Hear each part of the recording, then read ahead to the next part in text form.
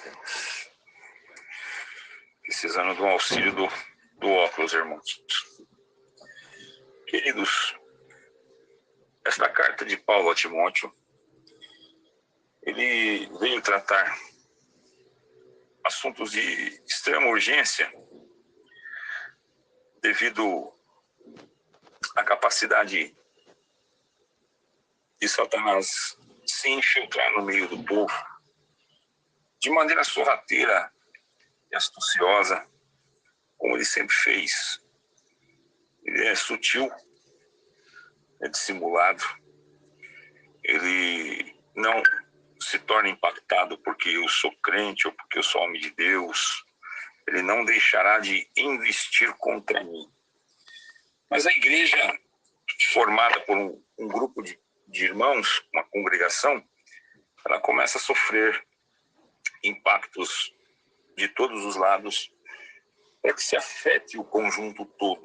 Óbvio que alguns vão resistir de uma maneira mais sólida, permanecer mais firme, porque já lhe foi esclarecido, já está norteado, segundo a palavra do Evangelho, como é que ele deve seguir Cristo. Ele já entendeu qual é o propósito que se deve ter em nome do Evangelho.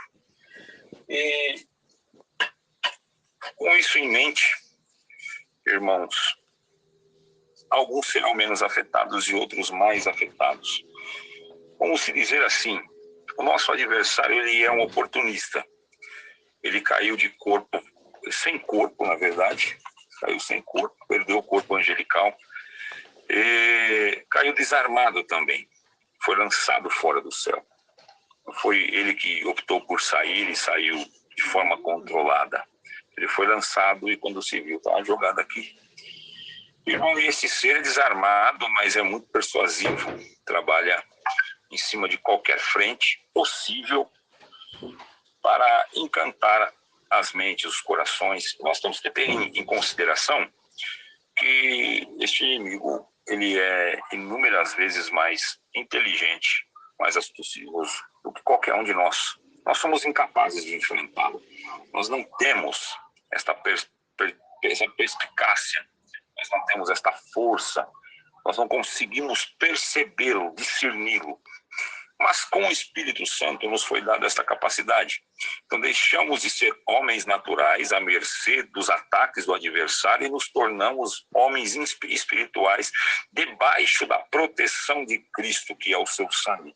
Então estamos agora ungidos e convocados para uma missão, debaixo da asa do onipotente Deus, e temos a fé como escudo e broquel. Isso, independendo, por que a fé ela entra como escudo e broquel? Porque ela não é um atributo humano. Ela não depende de mim. Fé, ela vem de Deus, ela emana de Deus. Fé é o firme fundamento daquilo que não se vê, mas que se espera. Quando o escritor escreveu firme fundamento, ele estava fazendo referência a um alicerce firme, sólido e profundo, em cima de uma rocha sólida de esquina, que é a rocha chamada Jesus Cristo. Então, dentro desse conceito, a fé se torna um escudo bloqueador, independendo das setas que Satanás investe contra nós. E até alguns irmãos transformam a fé num escudo imaginário de um guerreiro, que ele vai enfrentar as dificuldades da vida e por meio de fé vai transpor todas. Na verdade, a fé, irmão, ela não é para nos fazer transpor as dificuldades da vida terrena. Ela até serve em algumas ocasiões, quando Deus nos dá uma condição de crer em algo que é terreno, que é físico, que é passageiro. Ele nos permite ver algumas obras, e sim, ele faz elas, sempre fez e sempre fará. Porém, a fé verdadeira, a fé que é o escudo e broquel anunciado pela palavra, é aquela que, mediante a adversidade mais profunda, é o golpe mais forte que você levar, tanto da vida terrena quanto no âmbito espiritual.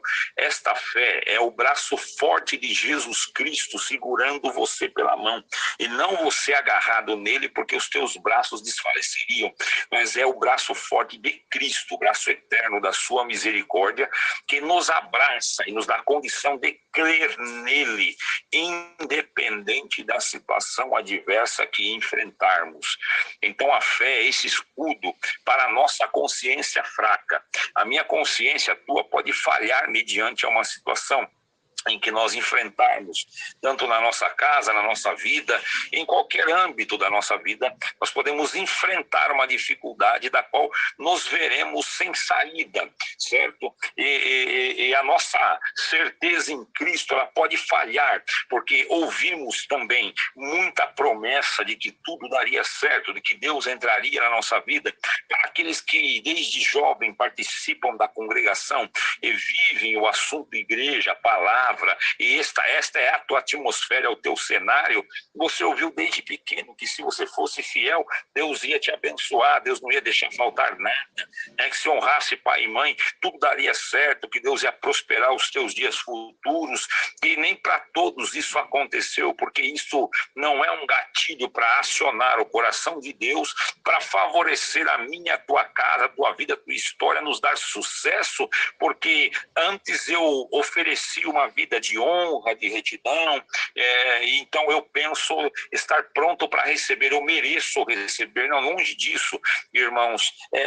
Para um pode dar certo, para outro não, para um pode estar tudo certo agora e amanhã o chão, você perdeu o chão dos teus pés, as portas se fecharem, as coisas colidirem, tudo que estava encaminhado desencaminhar, mas não é uma promessa da palavra que isto vai acontecer, apenas estamos abrindo as opções da nossa vida terrena e apontando qual é a direção do escudo da fé. O escudo da fé vai bloquear qualquer investida de Satanás contra você mediante as adversidades, seja no âmbito material, matrimonial, espiritual, familiar, físico, independente da guerra, de qual terreno ele invadir os termos da tua paz, o escudo da fé te garantirá a sanidade em Cristo. Pelo seu Santo Espírito lhe foi dado fé para crer nele independente da circunstância, e crendo nele não vai ter como Satanás entrar no teu coração. Por isso,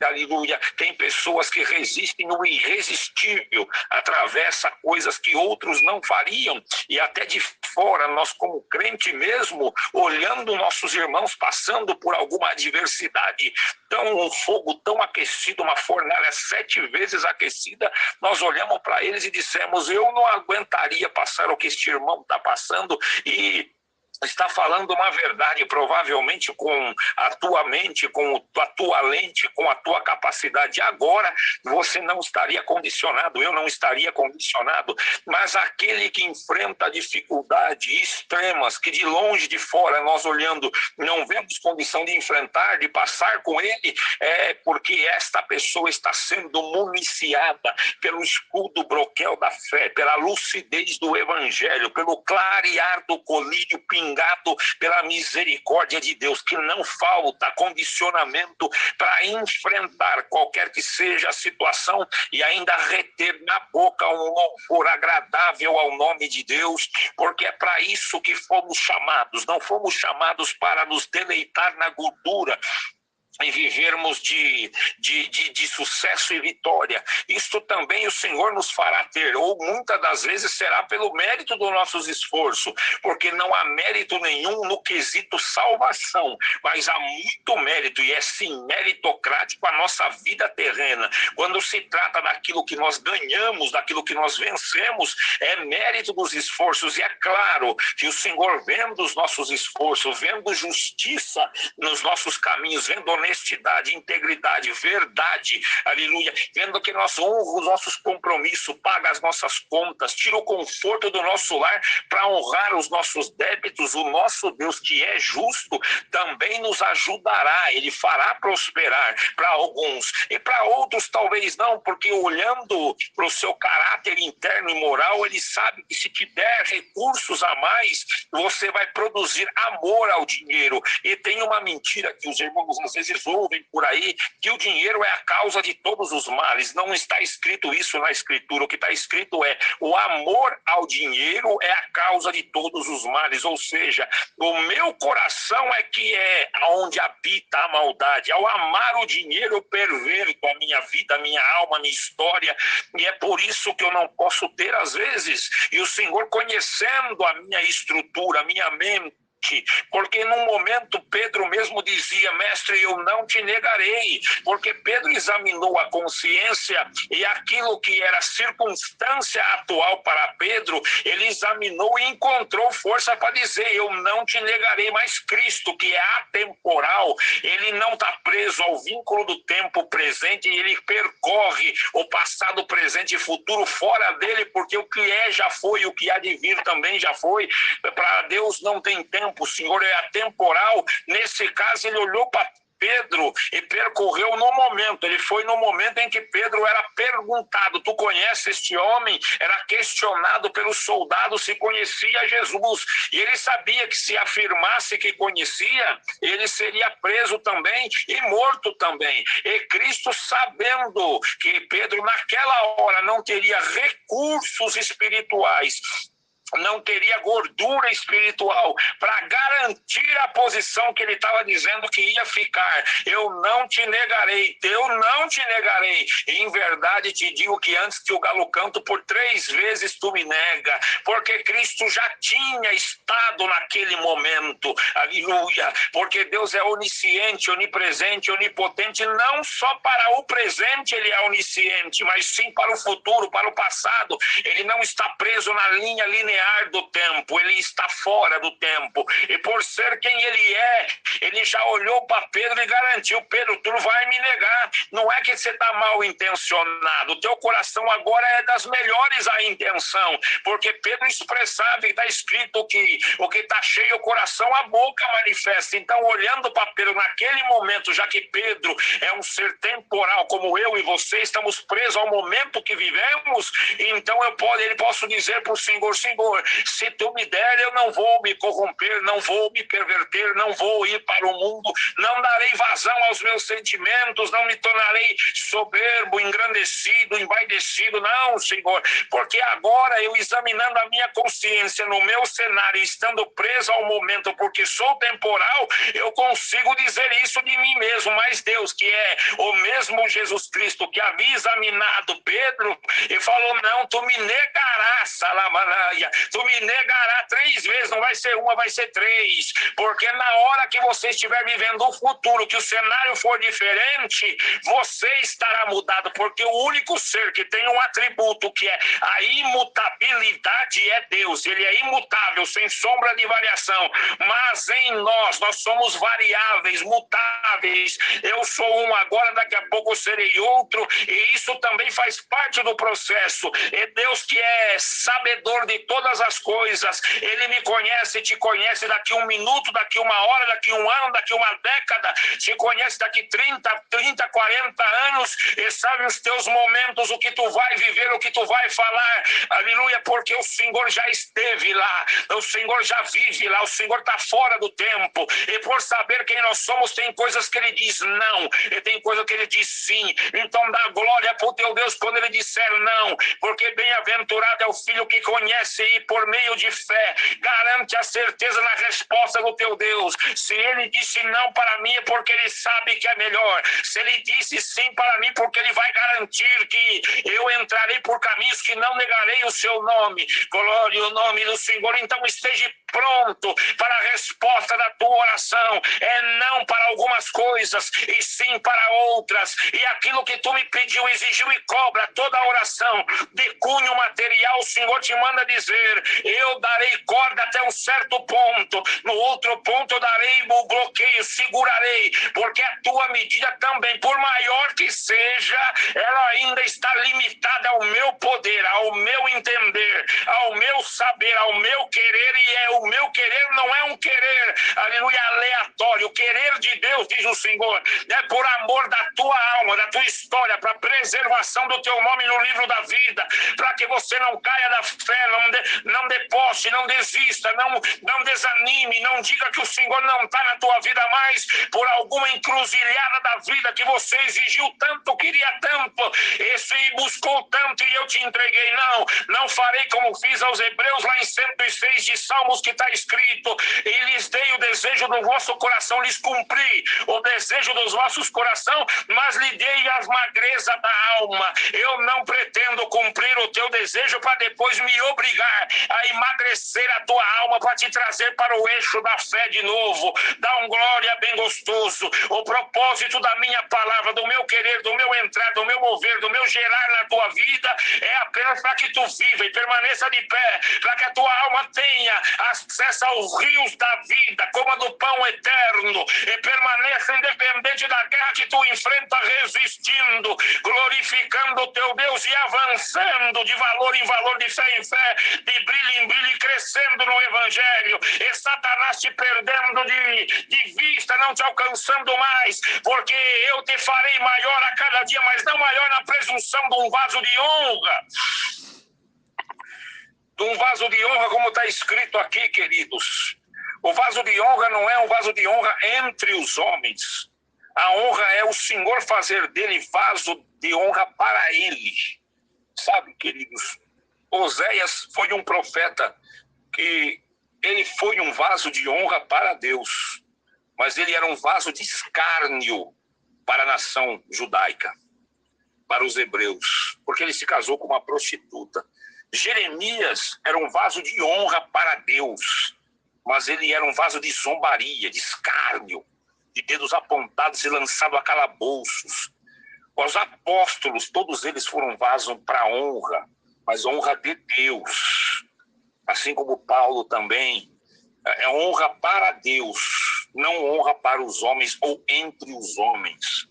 Os irmãos às vezes lêem as cartas de Paulo e vê ele se endereçando a cooperadores, né, e aos irmãos que atendia, como ele se endereçou aqui a Timóteo, e dá uma impressão que ele vivia de um prestígio, como hoje se vê, para irmãos que têm algum ministério de alto escalão, que chega numa cidade ou numa região, é tratado da melhor maneira possível. Isso não está errado, irmão.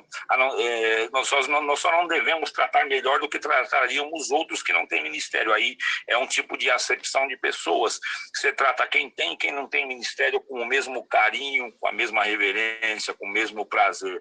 Recebe com a mesma honra e com a mesma alegria. Mas Paulo não vivia, irmão, desse tipo de prestígio. Ele era zombado, ele era rejeitado, ele era desprezado, ele não tinha voz.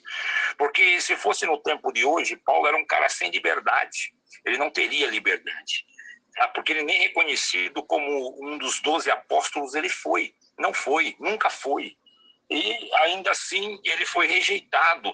Pedro deu uma alfinetada nele em uma das suas cartas, dizendo que as cartas de Paulo eram de difícil compreensão, como que dizendo que ele quer ser muito sábio, né? Enfim, existem, como nós estamos fora do contexto, e para nós hoje a gente recebe a Bíblia e parece que ela é uma coisa assim que não se vê guerra, né? E a verdade é que ele era desprezado em Tessalônica. Não reconheceram ele pelas vestes, não reconheceram a natureza de Paulo pelo aspecto de Paulo, né? Não tinha nenhum tipo de honra. E Paulo depois terminou sua vida preso, encarcerado, então não havia honra. Então vaso para a honra é honra entre você e Deus, você e Deus.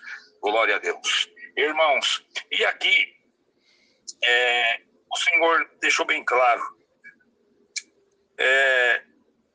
que sobre esses falsos evangelhos, essa onda crescente, ainda que está no final do capítulo, eu vou reler, mas isso se faz necessário para o início da pregação.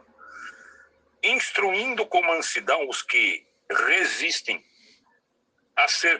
a ver se porventura Deus lhe dará arrependimento para conhecerem a verdade.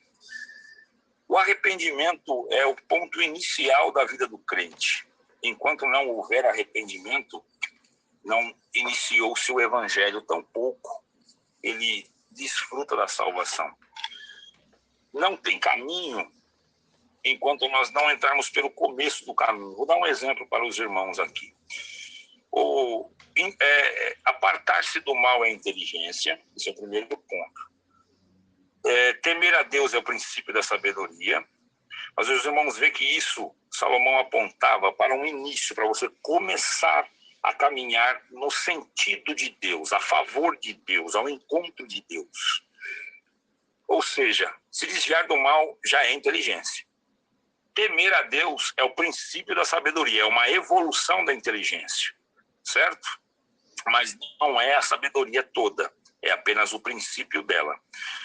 Depois ele faz várias recomendações nos provérbios, irmãos, mas lá na epístola de João, ele diz, entrando o amor lança fora o temor. O que ele quis dizer? Que até a inteligência e a sabedoria é o caminho para você vir a Deus. Mas para você chegar a Deus, você vai lançar fora o temor e andar por meio de amor. Porque quem teme não é perfeito em amor, porque quem teme prevê a pena. O que é isso? É aquele que serve a Deus por medo de ir para o inferno.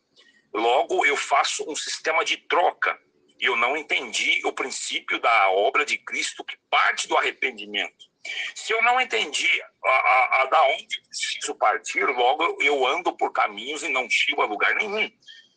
Cristo foi enfático a dizer com aqueles que chegaram na porta dos céus e disse, olha, mas mestre, não foi em teu nome que nós profetizamos, expulsamos demônios e curamos enfermos? E Cristo disse a eles, apartai-vos de mim, praticantes de iniquidade, pois eu não vos conheço.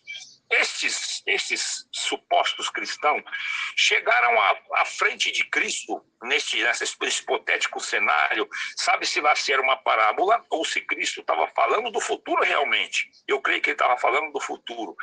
Chegaram trazendo consigo muitos milagres, muitas obras, sinais, prodígios, maravilhas, e essas pessoas sentem a presença de Deus. Porque você não tem como expulsar um demônio, profetizar algo, ou curar um enfermo por meio de oração, imposição de mão, sem sentir o calor do Espírito percorrer dentro de você.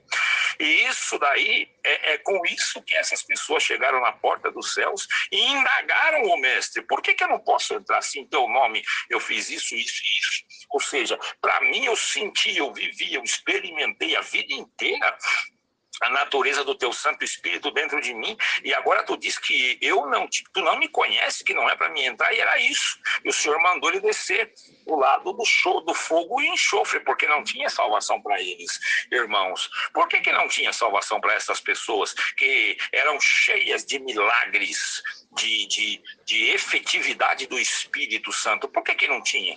Porque está aqui escrito, insiste em pregar com mansidão o evangelho a essas pessoas, para que pelo Espírito Santo produza nelas arrependimento. A insistência do evangelho e do pregar da palavra não é para mim vir aqui nesta tela e começar a anunciar, irmão, o Senhor vai abrir a tua porta, vai enriquecer a tua casa, vai enxugar a tua lágrima, vai fazer o teu cativeiro ser mudado, virado, vai enforcar a mão, vai erguer-te à frente de todos. Eu não te chamei por cauda, né? E sim por cabeça. Essas palavras não fazem muito sentido pelo seguinte, queridos, está escrito, buscai primeiramente o reino dos céus e a sua justiça, e as demais coisas lhe serão acrescentadas. Ele já deixou garantido, e ele mesmo falou o seguinte, a minha palavra está acima do meu nome, como que dizendo, esse exemplo ele daria como do rei de Daniel, quando o rei ali, ele selou aquele edito com os selos dos seus anéis, ele não podia, irmão, revogar, porque o selo estava acima da autoridade do rei. Aquilo se tornava lei. Então a palavra de Deus, ele colocou acima do seu nome, fazendo referência a essa situação. Já está pregado: buscai primeiramente o reino dos céus e sua justiça, as demais coisas lhe serão acrescentadas. E isso também não é, irmão, para perverter a ideia, dizendo, então eu só oro, profetizo e não faço nada, que tudo chega na minha porta. Não, irmão, é para buscar a justiça de Deus primeiramente. Ou seja, em primeiro plano é a justiça de Deus, e as demais coisas ele vai te acrescentar, mas não quer dizer que você tem que ficar na tua casa esperando. Você vai buscar, mas a prioridade da tua vida, do teu fôlego, da tua mente, dos teus pés, da tua alma, é buscar a justiça de Deus. Ele já deixou garantido também: quem se abater será exaltado, quem se exaltar será abatido. Isto já está prometido, não tem alteração na palavra de Deus. Então, quando a insistência da palavra precisa chegar no coração do homem, para transformar o homem no sentido do arrependimento, porque tem, irmão, a maior massa de evangélicos cristãos, aleluia, igrejas lotadas de povo antes da pandemia, falando em língua, batendo palma, cantando cânticos fervorosos, saindo da porta da igreja, chorando, manifestando alegria, que não conheceram o arrependimento. Estes estão em meio às orações, atendendo os pobres, profetizando, porque é isto que Cristo previu. Mas, mestre, não foi em teu nome que eu expulsei, eu curei, eu profetizei? Sim, mas eu não vos conheço, praticantes de iniquidade. Alguém pode dizer, não, mas esses aí são esses profetas que têm o dom de Deus, mas vive causando problema, que tem 2, 3 casamentos, e isso e mais aquilo. São esses que Jesus está falando. Não, irmão, todo aquele que ainda não reconheceu a justiça de Cristo absoluta na cruz como a única e suficiente obra de salvação, olhando para si no espelho da consciência, aleluia, polido pela palavra do evangelho, lhe faz ver o quanto você é mau, o quanto você é perverso, o quanto a tua natureza é digna de morte, de cruz. Você ainda não nasceu, aleluia, no evangelho, porque ele disse: aquele que para me seguir precisa nascer de novo. E nascer de novo, irmão, precisa resetar esta pessoa que você e eu sou. Não tem como eu chegar a Cristo se não for por meio de arrependimento. Eu preciso quebrantar o meu coração e entrar naquilo que ele falou: diariamente pegue a tua cruz. Diariamente. A cruz, só tem cruz quem é maldito, irmão. Só, como disse Paulo, ele se fez maldição em nosso lugar. Se não há cruz para mim pegar, eu não olhei para mim, não enxerguei que eu mereço cruz, então ainda não nasci na obra de Cristo, ainda não há uma nova criatura renascida em Cristo para viver em novidade de vida. Eu ainda estou preso, aleluia. Há uma sensação de religiosismo, porque eu sinto a presença de Deus, eu choro nela, eu falo língua, eu profetizo. Tudo isso já estava previsto, irmão, aleluia. Isso não garantiria nossa entrada no reino da glória de Deus. A única coisa que garantiria era o arrependimento profundo, a ponto de eu entender que eu não mereço o meu Senhor, eu não mereço o meu Cristo, eu não mereço o meu Salvador, que eu sou digno de morte. Eu preciso ajoelhar e, numa oração de consciência e de entrega de coração, eu elevar a minha mente a Deus e começar a dizer: Senhor, aleluia, eu aceitaria a cruz hoje, se eu soubesse que, sendo crucificado, eu pagaria o meu débito contigo, ele estaria quitado. Eu aceitaria cravos na minha mão, lança na minha costela, cruz na minha costa, uma coroa de espinho. Eu aceitaria, porque eu mereço isso. Mas se o crente ainda não desceu a esta natureza de consciência, ele ainda não nasceu em Jesus Cristo, se ainda vive algo que não é salvação. A palavra é dura, mas é para te despertar. Precisa descer a consciência na natureza da morte, para depois renascer, olhar para si e dizer: ainda que eu pudesse ser crucificado, eu ia hoje, mas eu sei, Senhor, que nem para Cristo eu sirvo, porque sou ovelha manchada, e meu sangue não pagaria, a minha lágrima não pagaria, mas ainda assim eu sei que eu mereço a cruz, mas como tu enviou teu filho no meu lugar, estou aos teus pés quebrantado, dizendo, não me valho dos dons que está em mim, do tempo de crente, porque ainda hoje eu pequei e ainda vou pecar, e preciso da tua abundante misericórdia, para que a minha natureza seja a cada dia renunciada, e como Cristo disse, diariamente eu pegue a minha cruz, e por meio dela assuma o meu lugar, e que todo o mérito da salvação seja dele, como disse o maior dos profetas, nascido de mulher, segundo Jesus Cristo. Ele dizia para que eu não sou digno de desatar as alparcas, as chinelas, as correias das alparcas do crime. Aleluia, glória a Deus. Ele não batizará só com água, mas com fogo e espírito. Glória a Jesus. E quando Cristo veio, ele diz, careço que eu seja batizado por ti, é tu que vem a mim. Aleluia. E depois, irmãos, ele perguntou aos seus, é mesmo o Messias esse daí? E o Senhor respondeu, diz para João, que os cegos enxergam, os coxos saltam, os paralíticos andam, os endemoniados são libertos. Ele nem respondeu, eu sou ele, não, só conta os sinais para ele, que ele sabe do que eu estou falando. E disse o Senhor Jesus, este nascido de mulher não tem um maior do que ele, mas ele não abriu o rio Jordão, o mar vermelho, não fez descer fogo dos céus, ele não curou o enfermo, ele não multiplicou pães, ele não derrubou o gigante, não andou na fornalha. Glória a Jesus, nas alturas não matou 450 profetas, não invocou fogo para que lambesse o altar, não, irmão, glória a Jesus, não derrubou gigante, não matou leão, não matou urso, ele não curou o enfermo da gripe, não tem relato que ele tenha feito isso, mas o Senhor disse que ele era o maior, porque ele disse, convém que ele cresça e eu diminua. Ele olhou para si e não enxergou nada em absoluto, ele olhou para si e viu o pó, ele não viu nada que merecia nenhum tipo de glorificação. Eu não sou digno de ser chamado nem de homem de Deus, nem de profeta, nem de coisa alguma. Ele é, eu não sou. Convém que ele cresça, eu diminua, que o nome dele seja propagado, o meu, que seja lançado no esquecimento, no anonimato, que não falem de mim, mas falem dele, que sigam ele, e que eu seja esquecido.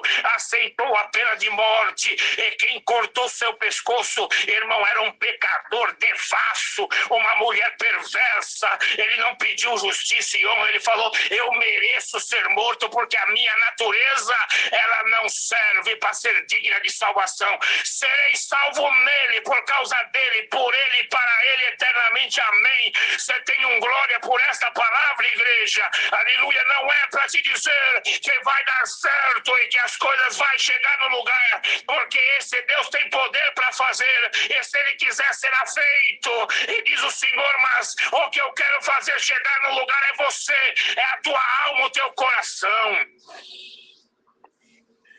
para que Satanás perca você de vista, perca o alcance do teu coração. Você sabia que viver dentro de uma igreja, de um contexto religioso, ter o nome aceito no meio da religião, ter o ministério te honrando, ou você tendo o ministério, estando no ministério, é mais correto falar, isso não vai te fazer ser salvo, irmão.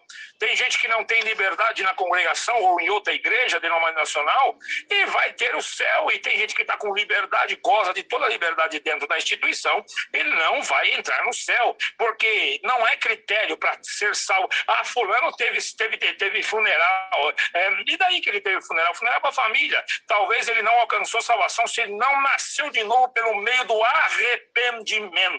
Você não ouve nele o constrangimento do Espírito Santo a ponto de fazer olhar para si, porque o homem de Deus, queridos, o homem e a mulher de Deus, quanto mais do Espírito Santo tiver dentro dele, mais mal ele se vê, mais ele enxerga a sua própria maldade, os seus pecados, as suas inclinações, a sua natureza caída, ela fica nítida diante dos olhos dele. Mas quanto menos do Espírito Santo tem dentro de mim, eu presumo ser santo, presumo ser homem de Deus, presumo ser bom, amoroso, presumo ser tanta coisa, mas quando o Espírito Santo acende a sua luz dentro de mim, então eu olho e enxergo quem eu sou. Glória a Deus. Por isso disse Paulo, mal, bem que quero fazer não faço, mas o mal está sempre diante de mim. Por isso que ele disse, quando eu penso estar fraco, aí estou forte. Porque o dom de Deus se aperfeiçoa na fraqueza. Então eu preciso ser fraco para o dom de Deus ser aperfeiçoado? Não, não é isso. É porque eu nunca estou forte, eu sou forte, ninguém é forte. Mas em momentos de delírio e de egocentrismo, eu penso estar forte e nessa hora sou esvaziado do forte, porque eu estou tão cheio de mim que ele vai embora. Mas quando eu penso, que eu sinto que eu estou vazio, fraco, pobre, é nessa hora que eu sou enriquecido, aleluia, pelo Espírito de Deus. Então dá glória para o teu Deus. É inverso, queridos. Hoje a palavra para mim está sendo pesada para pregar. Eu não sinto liberdade e não sinto a minha boca fluida para anunciar, mas é esta a palavra de hoje. Talvez seja mais curta do que de outros dias, mas é o anúncio daquilo que Deus colocou no meu coração. Eu vim garantir a tua entrada no reino da minha glória, e não a tua entrada no meio dos grandes, o teu nome no meio daqueles que vão bem dizer,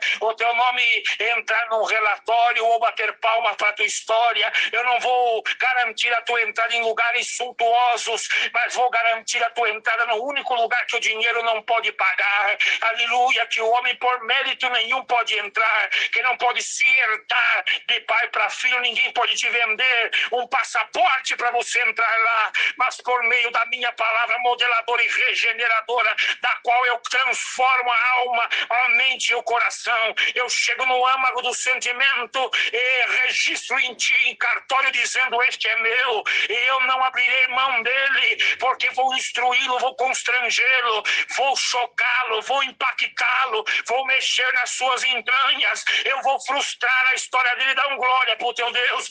Tem coisa que sou eu que fecho, tem coisa que sou eu que abro, eu que permito, eu que mando entrar. Eu digo: Satanás, mexe aqui, mexe lá, como mandei para Jó, para poder trazer Jó para o centro da humildade.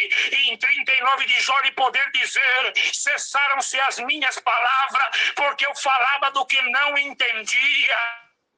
Antes te conhecia pelos ouvidos, agora te vejo com os olhos, como que dizendo: estava na ignorância e tentei versar contigo, eu tentei contender com Deus dentro da minha ignorância, achando que sabia, porque eu era um homem sábio na sociedade. Dá glória pro teu Deus. A mais alta sabedoria que você pensa ter, ela é nada diante do Todo-Poderoso Deus.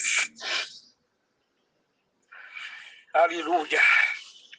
E isto, queridos, é o anúncio da Santa Palavra.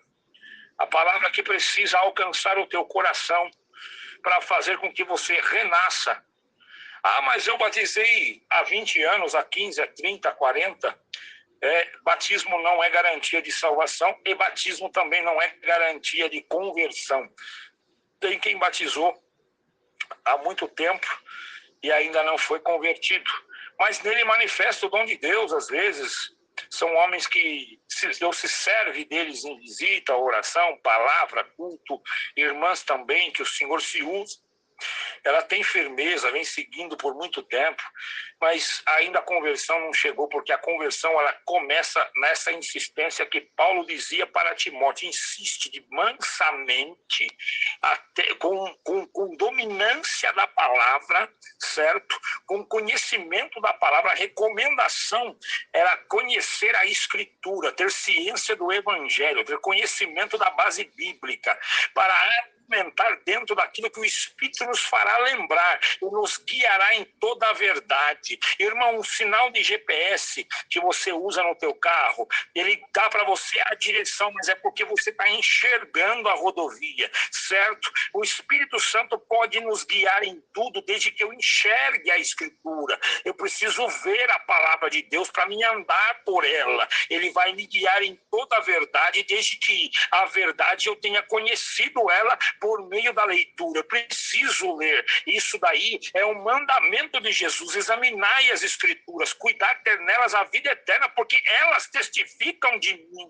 Então, ler a Bíblia não é aquela máxima ignorante que dizem a letra mata, o Espírito vivifica. Isto é uma mentira que foi contada por muito tempo e talvez não foi mal intencionada, irmão. Foi porque uma interpretação equivocada daquilo que se leu traduziu-se nisso e replicou isso por muito tempo e criou-se um déficit no meio da irmandade de analfabetismo escriturário da Bíblia, que nós precisamos ter o conteúdo da palavra para crescer no Evangelho. Se eu não conheço a Escritura, logo não tenho base para me defender, nem argumentar, nem evangelizar, e por faltar o Evangelho na minha boca, eu começo o Evangelho de Cristo, eu começo a pregar no meu Evangelho, contar a minha história para converter as pessoas. Deus me chamou, Deus fez isso, aquilo outro, porque eu não tenho argumento bíblico para pautar o Evangelho e levar a alma de quem eu prego para o arrependimento, para que ele nasça da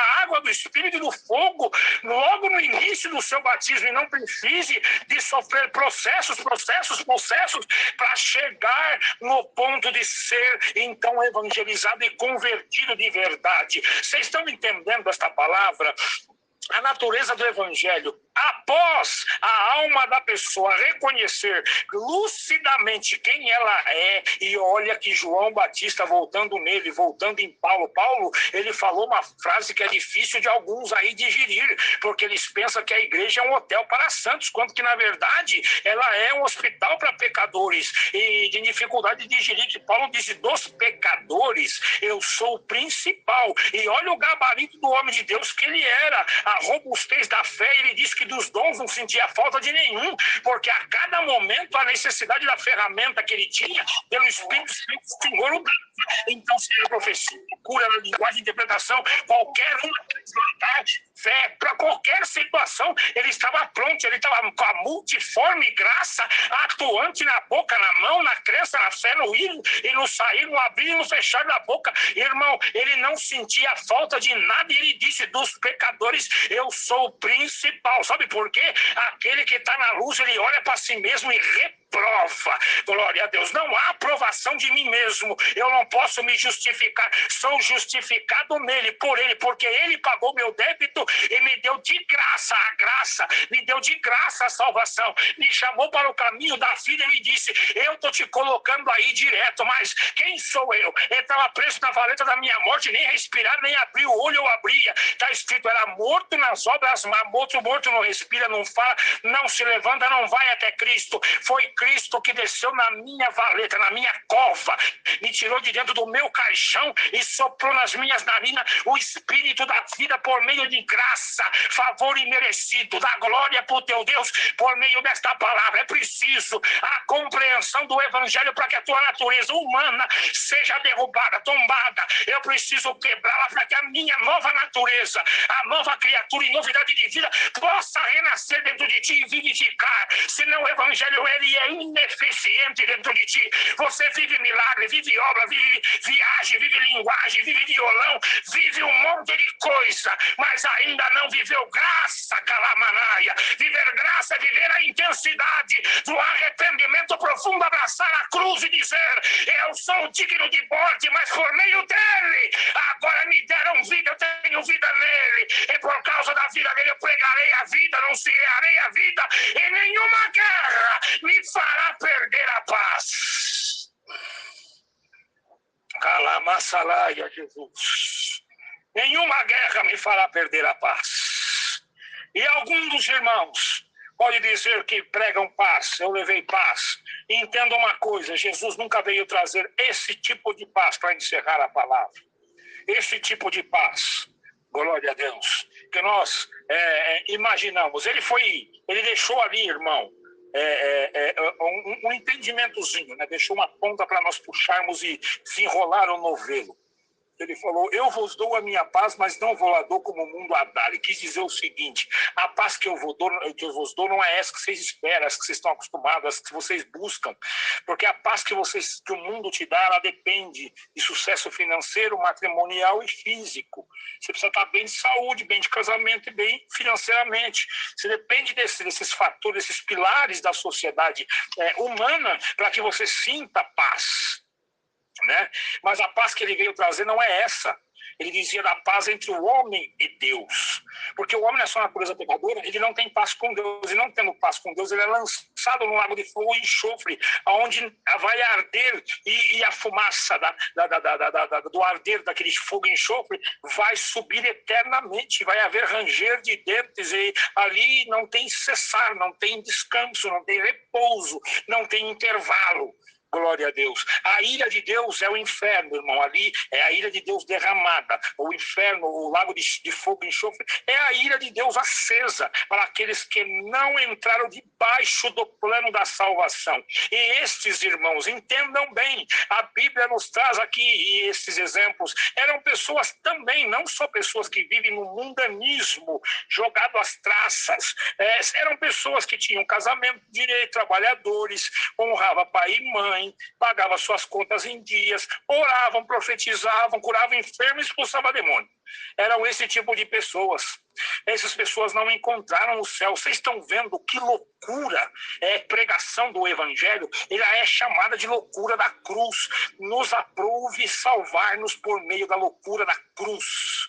Glória a Deus, glória a Deus. Então, se eu não entender o evangelho, eu vivo algo que não é salvação, mas eu vivo algo que parece salvação. E eu vou vos pregar algo aqui, irmãos. Satanás se sente muito confortável no meio das religiões, porque aonde tem cristão que não se arrependeu e ainda olhando para si próprio se autoaprova, se autolouva, e vê nele que ele está dentro de uma conduta por cumprir uns preceitos, uns pilares, uns dogmas religiosos.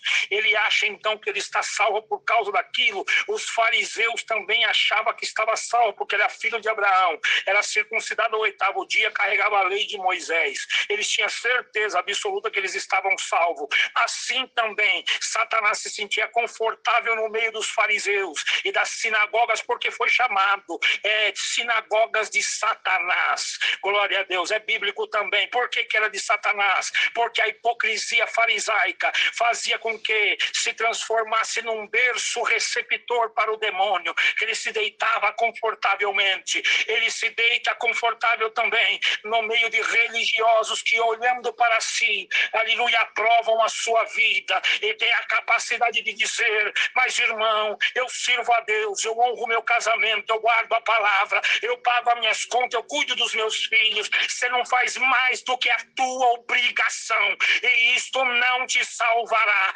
Salvação veio por meio de graça e não por obras. Isso é Efésios 2, versículo 8. Aleluia. É por meio de graça e não por obras, para que ninguém se vanglorie. E quando você olha para si e diz: mas eu pago as minhas contas, eu trabalho, eu honro o meu casamento, eu construí um lar, eu estou com meus filhos, eu congrego todo dia, você está se autoaprovando por meio de obras, e isso não te salva. Dá um glória bem gostoso, ainda que você não goste da palavra e que esteja muito endurecida. Eu preciso pregar porque eu tenho uma dívida de anunciar o verdadeiro evangelho. Quando eu chegar no último dia, eu direi: oh meu Deus, Senhor, eu não mereço entrar, mas a competência que tu me deu, executei com prazer pela tua força. Então recebe o evangelho. Só entrarão aqueles que, olhando para Cristo e olhando para si, correrá em direção à cruz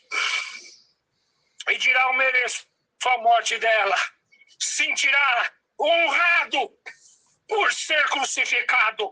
Todo dia assume a tua cruz, olhando para a tua natureza e dizendo: que homem imundo e pecador, todas as coisas boas que manifestam na minha mente, na minha boca, no meu olho, nas minhas mãos e nos meus caminhos, são por causa do meu Deus, porque Ele mesmo já me disse: sem mim nada podeis fazer. Glória a Jesus. É impossível que a vara, sendo lenho seco, possa dar fruto. A comparação, irmão, do lenho seco, enxertado, o galinho seco e morto do zambujeiro, enxertado na videira, faz alusão a uma coisa muito simples, que não precisamos espiritualizar para entender a comparação. A comparação é espiritual, mas nós não precisamos espiritualizar para entender a ideia. A ideia é simples. Você pega uma árvore em que você quer fazer um enxerto, e pega um galho seco e morto no chão, e enxerta na videira. É impossível, irmão. É impossível. E se esse galho produzir fruto é porque o galho é bom ou porque o galho é alguma coisa, é incapaz de produzir frutos se não estiver enxertado em Cristo. E Cristo não emanar por meio do Espírito a seiva que dá vida aos galinhos mortos. Então, olhando para Cristo desta forma, Paulo arrodeado, abarroado de dom, de milagres, de cartas, de inspiração. Glória a Deus. Alamai, e Anazur, e Alacatai. Ele olhou para si, falou dos pecadores, eu sou o principal. Porque, irmão, alguém pode dizer, não, não, ele não é eu que sou, não, irmão. Ele olhou para ele, para sua consciência, examinou a si mesmo e viu quanto ele não merecia. O Mestre Santo, o amor genuíno, e falou, sou o principal dos pecadores. E o pecador, queridos, merece o inferno. Então eu vou pregar aqui e alguns vão dizer que palavra dura. Não estou gostando, ela está amarga. Eu não estou gostando dessa palavra. Não importa, a palavra não é serviço ao gosto do cliente. Isso aqui não é restaurante, eu não sou garçom e a Bíblia não é cardápio. Você come se quiser ou rejeita se quiser. Mas a palavra é viva e eu pregarei a verdade, independendo de alguém gostar ou não gostar. Glória a Jesus. A palavra, ela é assim e será assim eternamente. Alguns adoçam ela, alguns transformam ela em lencinhos para secar lágrimas passageiras, mas o que eu vos prego aqui é um lenço único que vai enxugar permanentemente a tua lágrima no hino que não foi cantado. Eternamente tu cantará uma canção por viver no sol eterno, no dia eterno, porque em Deus, na Jerusalém celestial, viveremos um dia eterno, que não haverá fim, o sol não vai declinar, não haverá o entardecer. Kalamanasalaia, será eterno como ele, viveremos nele com um corpo semelhante ao dele. Mas isso, irmão, é gratuito, sim, é gratuito. Mas como é que eu chego nele se aqueles que pregavam, profetizavam, expulsavam demônio, Jesus disse que não conhecia? É porque só conhece Jesus aquele que desce ao pó, aleluia, na sua valeta e diz, eu mereço a cruz, eu mereço a morte de cruz, só ele é digno. Santo é o Senhor. Palavra é essa, irmãos. É provável que alguns estão com ela crescendo na boca, não dá para engolir. Porque é acostumado a essas fábulas de Deus te abençoa, Deus vai virar cativeiro, Deus vai te fazer isso e mais aquilo, você vai reinar, bendito seja Deus. O Senhor te fez sacerdote. Quando é que rei não reina? Se rei não está reinando, não é rei, irmão. Se o Senhor te chamou para um reinado, o reinado não é esse. Ele disse, o reino que eu vos anuncio não é esse que vocês estão vendo. Vocês estão procurando esse reino, mas o reino que eu vos anuncio é outro. Glória a Jesus, aleluia, porque as coisas materiais são a sombra das espirituais. Então eu procuro um reino aqui, irmão, aqui é uma passagem. Eu tenho um amigo que talvez esteja conosco aqui ou não, mas um dia ele nos disse, Deus abençoe o material. Muito, muito, muito. E ele falou, o dinheiro não é meu, o dinheiro é de Deus, ele só me deixa administrar. E se eu fizer bem feito, ele me deixa usufruir de alguns luxos. Ele entendeu que nada é dele, irmão. Santo é o Senhor. Que natureza maravilhosa ter essa paz da graça, esse desatrelamento das coisas terrenas, aleluia, aleluia. E isso não faz dele uma pessoa preguiçosa, sendo uma pessoa rica, a gente sabe que trabalha, não tem vindo o homem aqui, mas só dando um exemplo do homem transformado.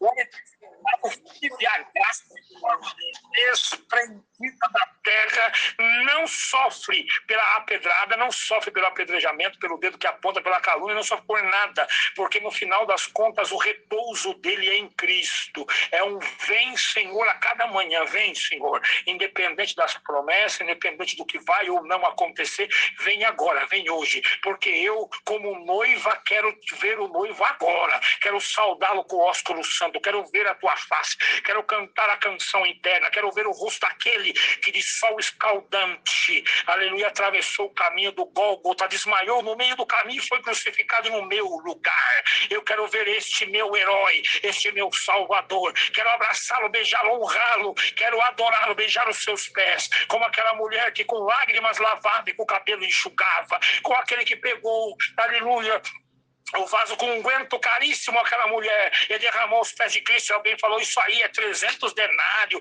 é um ano de trabalho, você está desperdiçando. Não, ao meu Deus nada é desperdício, a Ele eu tudo entrego, dá um glória para o teu Deus. Hoje a tua natureza, se você conseguir compreender esta palavra, ela vai renascer dentro de ti, e se o orgulho não te permitir contar, olha, fui convertido naquela palavra, não tem problema, ninguém aqui quer louros pela pregação e ninguém aqui quer te ver, olha, mas em todo esse tempo não fui convertido, não tem problema, querido, está em tempo, tu ainda respira, teu olho está aberto, você ainda anda por cima desta terra, é tempo de te converter. E Satanás quer te convencer que você é convertido, para que não desperte em você o desejo de se converter, aleluia, porque a zona de conforto do demônio é no meio dos religiosos que se acham convertidos, porque ali ele até diz para os demônios, não incomoda esses crentes aí, porque do jeitinho que eles estão achando que vai para o céu, quando eles chegar na porta vai ouvir, apartai-vos de mim, pois não vos conheço.